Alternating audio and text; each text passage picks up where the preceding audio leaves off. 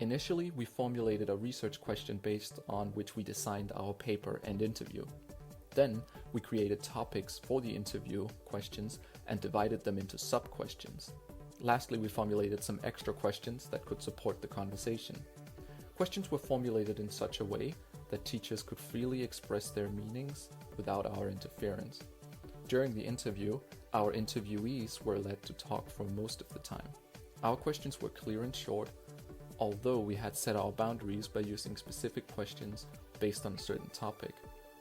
But we let the participants move through them without any restrictions.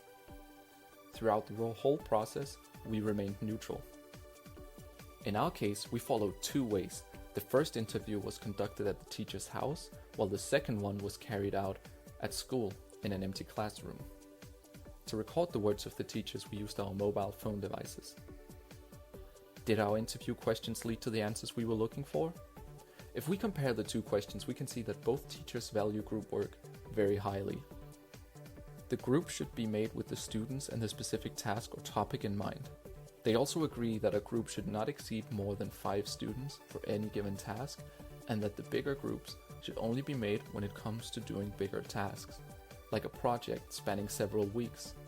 Similarly, by pairing students that are weaker in language learning with stronger students, they also agree that both students will benefit.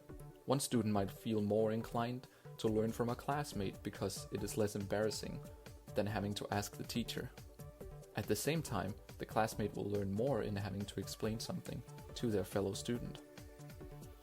One factor that worked well in obtaining these answers was the phrasing of the questions asked and how follow-up questions were asked too for further clarification.